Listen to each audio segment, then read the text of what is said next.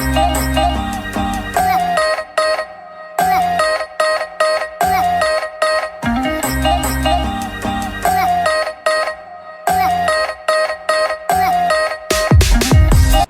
my beautiful people, how are you doing? I hope you're all doing well.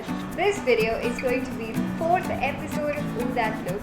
This was a series that I started way back in 2017 and this is what Anushka Sharma wore and I had to do it.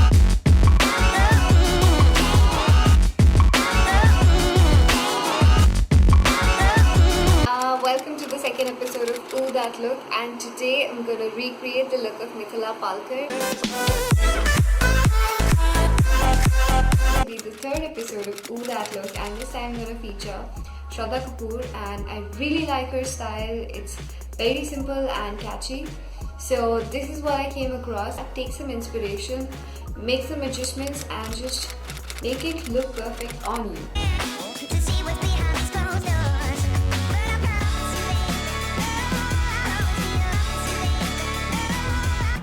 And in today's video, we are making something that is inspired by Selena Gomez. Oh my god, isn't she a goddess? She has this adorable personality and I love almost everything she does. There was this picture that she had posted, this one, and she's wearing these amazingly large hoops. And I myself am a big fan of hoops. The best thing about it is that you can pair it up with anything and they'll make you look super gorgeous. Isn't that amazing? They come in different metals, they come in different styles and sizes, and with this video you can customize it too. And I also had a pair which was a little bit smaller than what Selena is wearing in this video, but I think it will suffice because I don't want to go bigger than that size. So if you look very closely on these earrings, they are hoops but they have some beadwork done on it. So I did a little bit of research and I found that this kind of stitch is called peori stitch. We could do a peori stitch and I assure you that I'm going to make a video of it someday, but because it was something that an intermediate to an expert at beadwork would be able to do, I found out an easier and much quicker way of doing the same thing, which gives you an almost similar style. We'll do a spiral stacking of beads on a hoop. Please don't get intimidated by it. I will show you. It's super easy, I promise. Without further ado, let's get on to the video and let's do this. So I have these copper hoops. These are about 2.5 inches in size. I could have gone for a bigger size, but these were the ones already in copper colored, so I went ahead with this. These are some copper colored seed beads that I have. I have about 10 grams of these. Now this is a very sturdy thread that I have that I use for beading, and the best part is that it's almost unbreakable by hand. So that's a plus side of it. I also have this very thin nylon thread, but the only problem is that it breaks very easily. So I'm going to recommend something that doesn't break for your project. I also had a metal wire, but this was thick, so I suggest if you have a thin metal wire, please use that. Along with this, we'll also need some fabric glue and we will also need some beading needles. Now, if you do not have a beading needle, I have a brilliant hack for you. So what you can do is take your thread and put some fabric glue or any sort of glue on it. Give it about 5 to 10 minutes, it will harden up and you can use that thread as a needle. Now let me just show you this beading needle. It is so thin, it is almost equivalent to the size of my thread.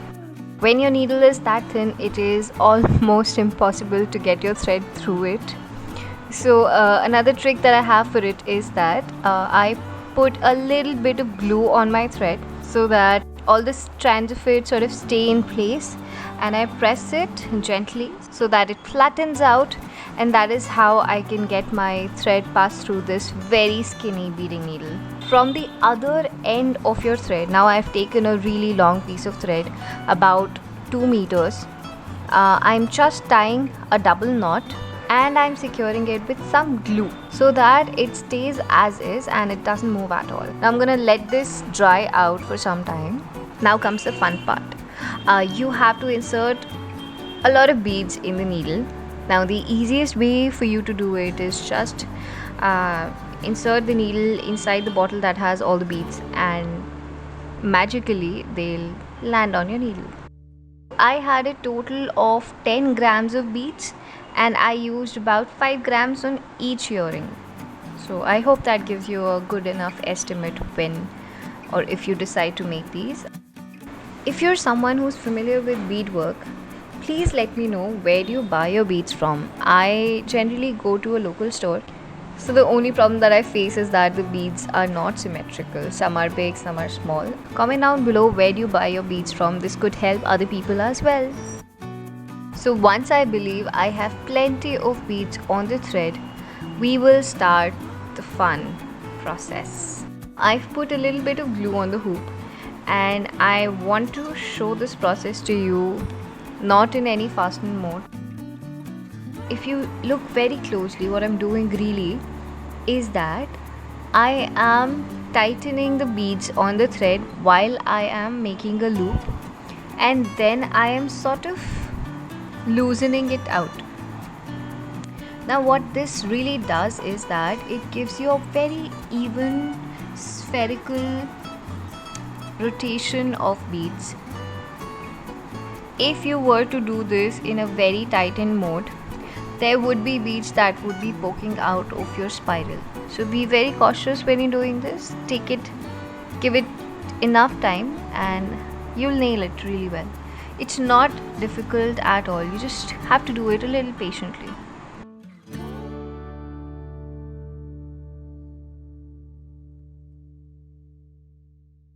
If you're still watching this video, then you're definitely enjoying this video.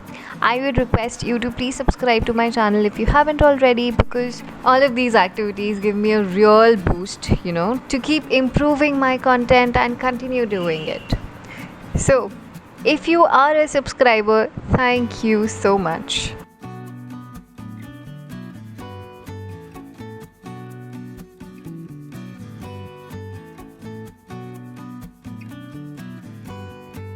So you'll have to do this method all over the earring unless you have some other design in your head, but we are doing this inspired by Selena's earrings, and they had beads all over.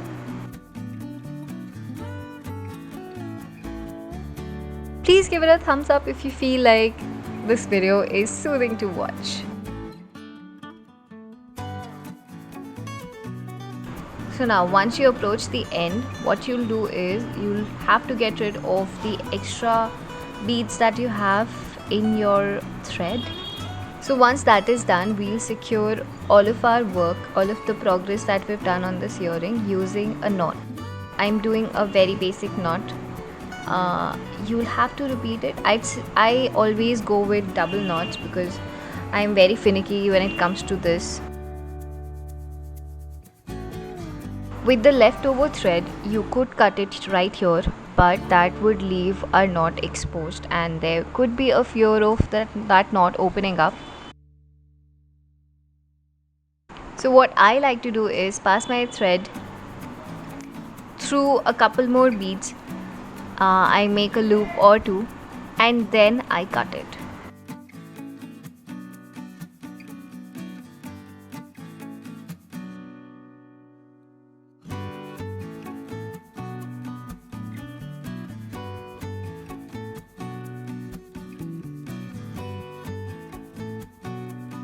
And then I cut the thread off. So now you cannot see where the other end of the thread is, and your knot is also completely secured.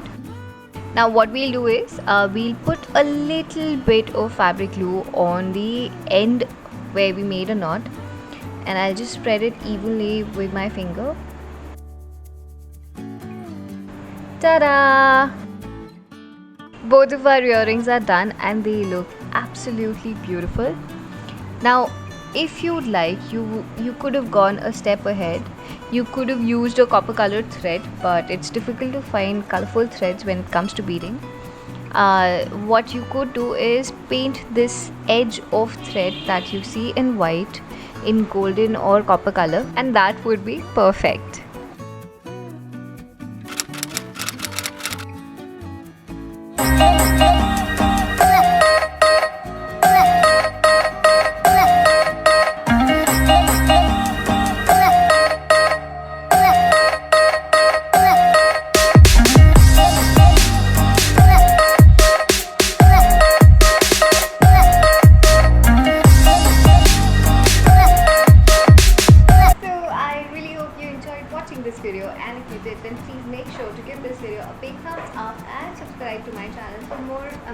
doing DIY. And please comment down below if there's any idea that you have in your head for this series, and I'm definitely going to go through it.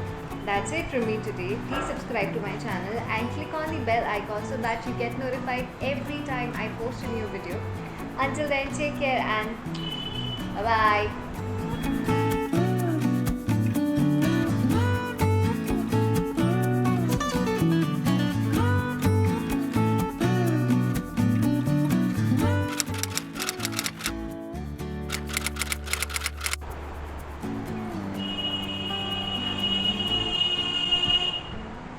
Hello is so today is